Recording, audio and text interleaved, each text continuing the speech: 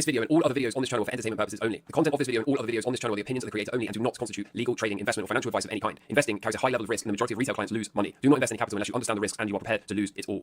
Right, hello and welcome to Camel Finance. I'm your boy Camel and we are officially back. The heir to the Camel estate has arrived, so thank you everyone for all the congratulations and kind messages and all that kind of stuff. You'll be pleased to know, I hope, that everyone is fine, everyone is healthy, everyone is happy. So happy days, right? Had a total of 4 or 5 days off, I think, and hopefully now back to normal routine. I can see a bunch of you doubting that that is possible with a baby, but ye of little faith, or me of little experience, we're going to find out. But in all seriousness, I mean, we can't just say, well, we don't care about selling the top of Bitcoin, we don't care about making money trading anymore. Like, you know what I mean? We're going to have to find a way to do both. So I can assure you we're going to do that. In the meantime, today I want to talk a little bit about the macro picture, okay? Because for a while, we've had this kind of tinfoil hat conspiracy on this channel that the Fed is orchestrating a controlled demolition. But I think what they've just done this week whilst I was away is signal to the world that was actually not a conspiracy, neither was that a tinfoil hat idea. I think it's pretty much, at least from my perspective, obvious that that is the case now. So I'm going to show you that. I also want to talk a little bit about rate cuts because they apparently are going to be showing up, the implications for that, where we are in the major 4-year cycles, and some narrative to go along with that stuff, ultimately ending in some charts because I haven't really looked at many charts in a while, so I'm going to have to run through those and catch up. And then, of course, if you're a level 3 member, I should probably make you guys a members only video since you haven't had one in a while either. Hope to be back to completely normal upload schedule from today. So let's dig in. Look, first of all, this is the CPI, okay, the Trueflation CPI. As you can see at 1.74%, it's still in a heavily disinflationary trend. I really don't think this is going to change, and if you've been on this channel before, then this should not be a surprise to you. Now, at the same time, in the end of last week, what we saw was PCE data come in. Now, the PCE data was roughly in line with expectations, slightly hotter for year over year, but visually, look what you see at the hard right edge, okay? Still a heavily disinflationary trend, even after the counter trend wobble. And so I think it's pretty obvious by now, okay, that the people that are saying sticky inflation or inflation's going to continue and all of this kind of thing, they've just been wrong, right? They've been wrong, they're going to continue to be wrong, and the Fed is clearly behind the inflationary curve. I think that much is pretty obvious by now.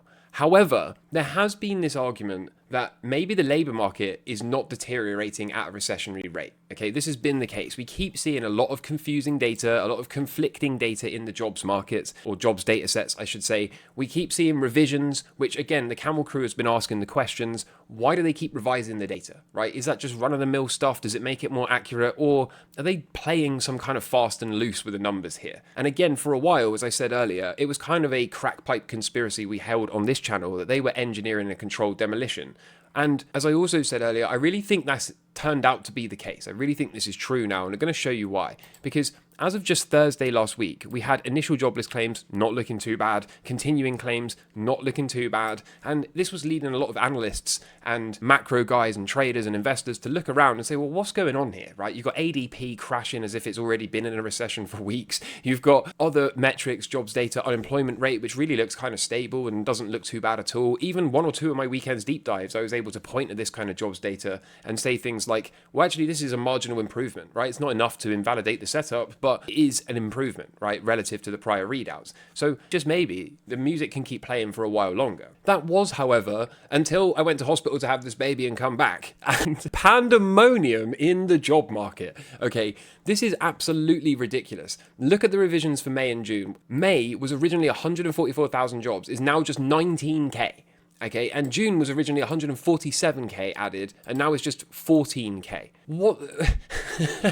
I am absolutely shocked. But at the same time, I'm not shocked because I've been sitting here telling people that this is most probably a controlled demolition. Let's put this in a bit more context here. Goldman Sachs noted that the recent 2 months of jobs revisions were the largest outside of recessionary times since 1968. Okay, now the Fed is obviously, at least to me, cooking the books, but it's not just to me now, because you're seeing more and more people come out and saying, look, if we really did just wipe out 1/3 of all the job growth last year after already wiping out more and more through other revisions, okay, then what this really means is the Fed has spent 6 months engineering a recession. Or said another way, this is a Fed orchestrated, controlled demolition. They've deliberately kept the rates too high. They've been able to seemingly justify this by saying inflation is still sticky and the jobs data is actually looking strong and the economy's holding up. But really under the hood, what we've had, objectively speaking, is the Fed behind the curve. Inflation is already back to target. It's been back to target for a long time, right? Just 2.26 here for the PCE, which by the way is the same levels that we were trading, almost a year ago now. And under the hood, all of those so-called jobs that are propping up the economy and suggesting everything is okay, and we've got some degree of economic expansion, was make-believe. It was fugazi, okay? Therefore, holding the rates paused as long as they've been paused is simply overly restrictive. And again, this for me just really cements my conspiracy tinfoil hat idea that this is not incompetent. They knew exactly what they were doing. The damage is probably already done now. There is probably no going back from this. And I think the bond market has finally kind of worked this out. This is why we are currently pricing in 85.5% probability that we will be seeing a rate cut in September's FOMC. And I can see a lot of people online saying things like, well, this is bullish, right? Finally, they're going to bring rates down, markets are going to rally. But the reality is, again, okay, cuts into normalization or a soft landing, which basically means when we are cutting into inflation, returning to normal without entering a recession, that's extremely bullish. Okay, but when we cut into a slowdown or into a recession, just like what we've got here, frankly, okay, because this jobs data really just shows that we've been in a recession for months already. Okay, like, that's what this is. Okay, the people that were saying when recession, oh, this is a joke, all of this kind of thing, we've clearly been in a recession since the middle of this year. Okay, that's what this jobs data suggests. It also shows that we are massively behind the true inflation curve, as I've said a million times, and thus this is massively overly restrictive, meaning when they eventually do cut, it is likely going to be into a recession.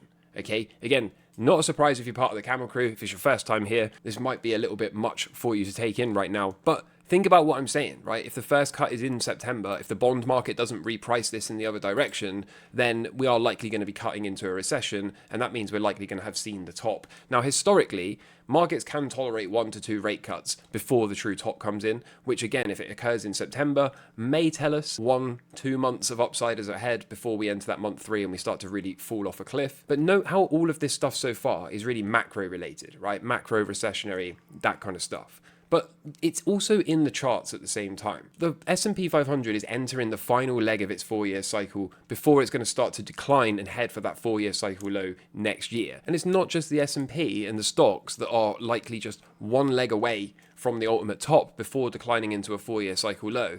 It's also Bitcoin. Bitcoin right now is on month 33. Okay, I'm not making this up. Month 33 in the 4-year cycle. Okay, month 35 is typically where we see the top. That's where we saw the top on the prior couple. We've been 37 before. Now, as ever, there's always a bit of wiggle room here, but the reality is this is extremely late. If we are going to top 35 months in, like we always have done, okay, we're 94% of the way through the bull phase of this cycle. 94% of the upside here has been seen in terms of time. Right as we've just exposed the fact the Fed is cooking the books, okay, rates are overly restrictive, when they eventually cut in September, it's likely going to be into a slowdown and all of that kind of thing, and this is where Bitcoin is. But notice what has happened at the same time as this.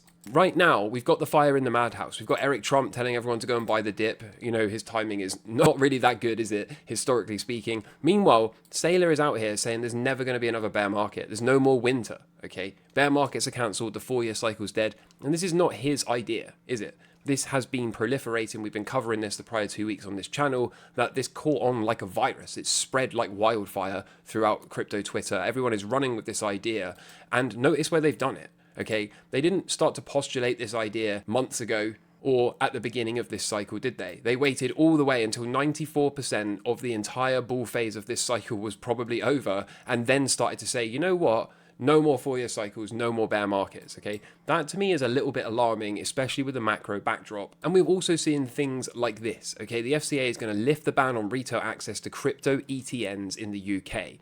Now, I don't know if this is a top signal per se, okay? The idea is maybe this is going to bring in the exit liquidity, you know, open the retail accounts, the pensions to use these crypto ETNs, and then the institutions will distribute into them and sell into them at the top. But again, if you know your market history, that kind of thing is very normal and to be expected at major tops, okay? Ask yourself what product launched right here and topped the market in 2017, Okay, do you know? It was the futures. They launched futures on Bitcoin and we entered a bear market.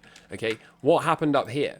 We got futures settled ETFs, cash settled ETFs, that kind of thing. It tops the market. What happens right at the bottom? They launched the inverse pro short ETF right at the bottom and it catalyzes the move to the top. So this is really same old, okay? Now potentially, again, right as we get just months away, 2 to maybe 6 months if we're lucky, through this bull phase of the 4-year cycle. They're talking about in October, no less, launching crypto ETNs to retail accounts and pensioners, starting October the 8th, which by the way is, if I hover my cursor here, month 35. Now, let's be clear, it literally doesn't mean anything, but it just means if we were to get there, then all of this would kind of be obvious in hindsight, right? That's really what it means. And notice how not many people are kind of nervous here. Not many people are actually having this conversation. Instead, what we've got is up only forever, no more bear markets, no more 4-year cycles. Recession bros are getting laughed at. Controlled demolition was a conspiracy theory and all of this kind of thing. And really, based on everything I've shown you, it just kind of feels like now's the time to lock in, right? Now's the time to continue to stick to the plan, not get caught up in these narratives. And notice how the more experienced traders, the more knowledgeable traders in cycle theory are starting to react the same, okay? Here's Bob Lucas. Look, over the next 6 months, I speculate 2 to 6 months, okay? You'll be given a chance to lock in a new financial level permanently. Don't fumble reaching for more or getting greedy. Just secure the level and then expand out of that next 4-year cycle low. That's still the name of the game. That's been the name of the game for a long time. And even if you miss the top significantly and miss the bottom significantly, you can still, roughly speaking, double your Bitcoin stack out of that 4-year cycle low. That's where monetary policy aligns. That's where the QE bomb comes. That's where we get the final big push to cycle 5, which should be left translated. So massive opportunity here if we can just not get suckered in to all of this nonsense and chaos that has been going on in the background. So all that's left to do now is head into the charts, catch up on what's going on, have a look and see if we can see anything of interest or whether we can just continue to sit back long and strong for a while longer. I noticed Bob Lucas is entertaining a slightly different count, right? The alternate count, which is we mark this as the cycle low. This puts us right into that 60-day window here, and perhaps therefore we can see a move higher. Whereas the Camel Crew and the Camel Indicator have been using this as a low, right? A day 76 low, I think it was. And thus, we're not actually expecting the next cycle low to show up until around the 21st of October, and then we'll be looking for a higher push from there. So we don't know which one's going to play out right now. This one looks kind of compelling and is supported by the DSS Brexit, right? This is looking to cross here. So it could be a very late half cycle low. Not sure if I like that. Day 42. I don't know, man. But undeniably, it does look like it's getting ready to move higher. So we'll see what happens, right? We'll see if it can do it or if it's going to continue to waddle around and give us that 21st. If it does, that will make sense based on the longer cycle and the lowest low, which is, of course, in compliance with the rules of cycle theory. I don't think it matters because if it does shoot up from here and confirm a new cycle, then the Camel Indicator will pick it from here. And if it takes a while longer into the expected window around the 21st, then the Camel Indicator will find it there. So either way, I don't think it's a problem. I think we're still going to be able to find the low and get another push for Bitcoin. Gold, I noticed, is behaving much more in line with expectations. We were talking about this A, B, C, D, E. Okay, if true, then E could not come below the C, which it hasn't. We found a cycle low mid confidence levels here, according to the indicator. So hopefully this is 1, 2, and then we'll get 3, 4, and 5, and off we go. So I like what I'm seeing out of gold. Silver as well, it looks pretty good to me, doesn't it? And the CLJ position still moving higher as well, isn't it? So I like what I'm seeing here. We've still got the weekly cycle low. We didn't print a lower low here. Looks like just a big retest. Looks like we've got time to move higher. So again, happy days, right? 2 positions. Can't complain with that. And for the stock market, we didn't even violate the trend line here yet. And I'm noticing the VIX got a very quick pop, didn't it? But has since really not been able to get a sustained rally. Just a couple of candles and then it's instantly started to reverse. So if this can continue down, I would say that that's probably the dip in, right? I would say that's probably it, and we're just going to continue to push higher here for the stocks. Of course, the inverse is true. If this thing's going to continue to climb higher, then we can talk about perhaps seeing another undercut here and a more significant decline for the stock market. But so far, the futures are looking green. This is clearly a very powerful uptrend. There's still a massive wall of worry. Notice how the sentiment here, like everyone's got 1 foot out the door still, which is weird. Frankly, when the charts look like they do and everything's at all-time highs, even Bitcoin, people are so bearish Bitcoin and it's sitting, I don't know, 10%, is that? It's not even 10 right now, 7.5% off the all-time high, right? I mean, notice how bad the sentiment is and this is what the chart looks like, right? I mean, that is pretty crazy if you really think about it. So as you can probably tell, I am more than happy with what I'm seeing here. I'm going to continue to be long and strong. I do think we need to chop around and find some cycle lows, but I think the target before I went away for the members was that we were going to try to find this daily cycle low for gold and confirm it and get a push off. Now it seems like we've done that. We do need a couple more candles just to really confirm it. But to me, that's job one done, right? Find the gold daily cycle low and go. And then the focus was going to be on finding Bitcoin and the crypto stock cycle low. I would think these are probably in that window now. That looks to me like the correction is done here. I would think this is going to form a swing and a reversal here. That looks pretty good to me. I see the same for MicroStrategy, right? That again looks pretty good to me. Riot's had a good correction now back to the trend line. Again, all of this looks to me like we've probably forced the cycle lows and we're getting ready to move higher. And again, you can see the Brexit starting to show up here. So all of that makes a lot of sense, right? Right into trend line, Brexit about to cross. I think the cycle lows are probably in. They're going to be in over the next few sessions. So again, for the members, right? Job one was find the gold cycle low. I think we can tick that one off. Job two was find the Bitcoin and crypto stock cycle low. They look like they're pretty much there. Again, Bitcoin looking like it's pretty much there, even if it does have to chop around or make another lower low into that 21st of August time frame. Either way, right, all paths kind of lead to chop and going higher. And then, of course, the next order of the day will be to find the cycle low for the stocks. But so far, this doesn't look too bad, right? This just kind of looks like the retest, and then we should be able to push higher. So, as ever, we'll keep taking it one day at a time, but so far, so good. If you're a level 3 member, look out for the members only video I'm going to post for you guys. Other than that, trade safe, because we really are in the middle of a controlled demolition, as I hope you can see by now. And other than that, I'll be back tomorrow with more content, as always. And until then, all the best. Cheers. Bye. Camel Finance, he's the man to see. Rocking the markets with his contrarian spree. Trades like a pro, no fear, no shame. Sticking to his guns in his money game.